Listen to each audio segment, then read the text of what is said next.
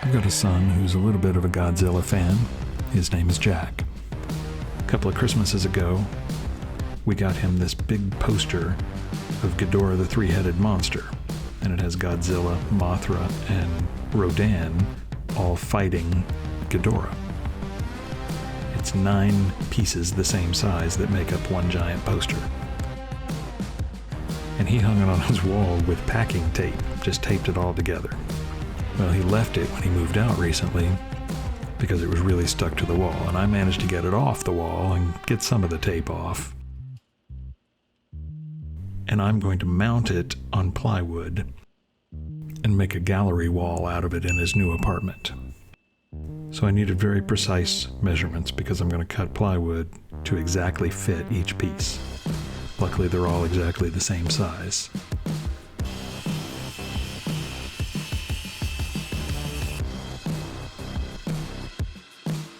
Got it. After I cut them, I sanded the edges, broke down all the sharp edges, and did some sanding. Now, if you've ever dropped a random orbit sander, it doesn't do very well. I didn't actually drop this.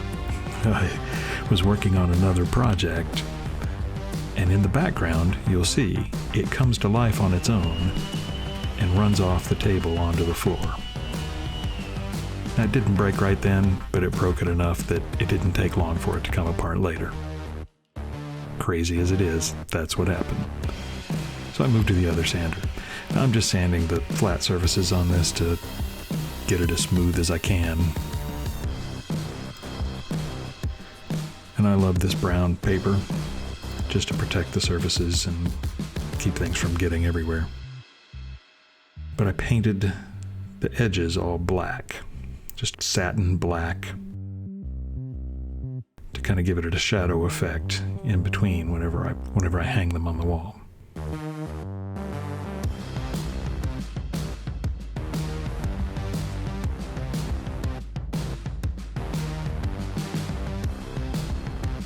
That'll do.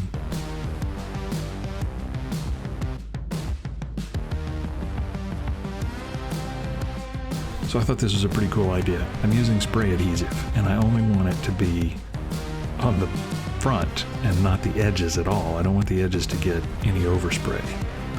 So I just laid down these boards around all 4 edges, so when I sprayed, it only went on the front. I might have gone a little overboard with the spray.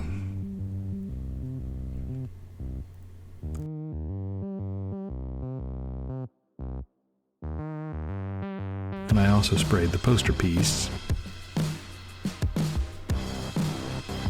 and then let that sit for about 4 minutes. Now they're going to stick real hard, real fast, so I used the brown paper in between to kind of be a buffer so I can get the edge lined up. This was a lot harder than I thought it was going to be. But once you get that, you can pull the paper out and smooth it down. I kind of roll it down to try to keep it as smooth as possible, and that worked all right. Like I said, this was hard. So I tried it long ways as well to see if that was any easier. It wasn't. It was hard all the way through, and probably the most stressful part of this. But eventually, I got them on, and they were pretty decent. Kind of lumpy because of the tape. But then I had this idea that I'd take this aluminum bar, drill holes, cut them into 2-inch pieces and bend them a little bit, and make sort of a hanging bracket-like thing to screw into the back of each one. I thought it was a really good idea. I made a fake wall to test it on, and as soon as I hung it up there, in fact, before I actually got it up there, I realized this isn't going to work because it didn't lay flat against the wall. There was too much of a gap. So I had another idea, that if I used a router and I routed some grooves in the back that would just sit on the nails in the wall that it would be able to lay flat. So I tried one.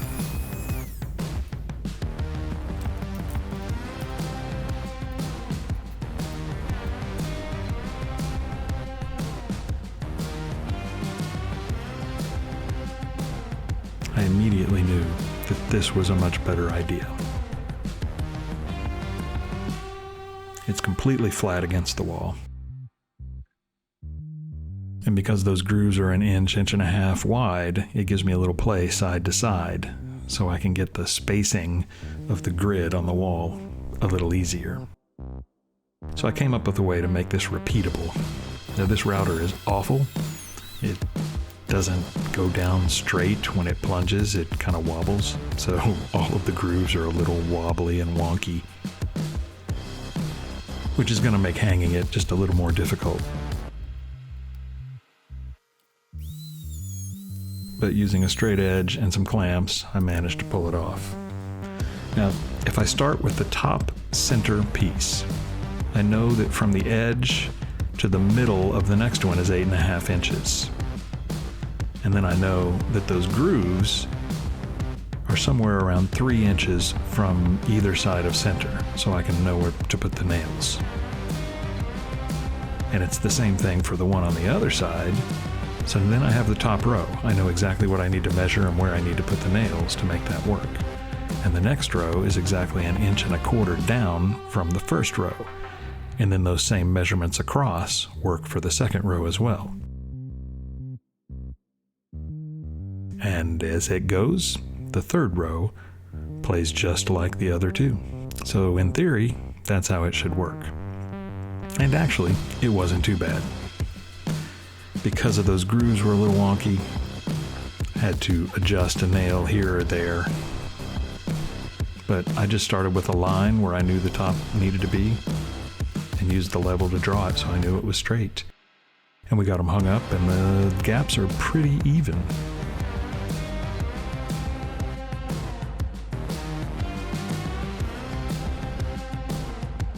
One thing we did learn is that if you bang on the other side of that wall hard enough, it's probably going to knock them off because they're just sitting on those little nails.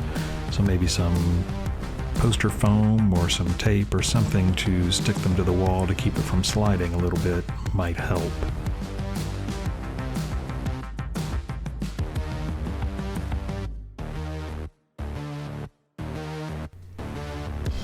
But overall, it went well. It looks good.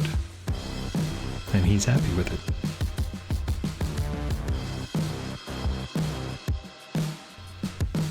Hey, thanks for watching.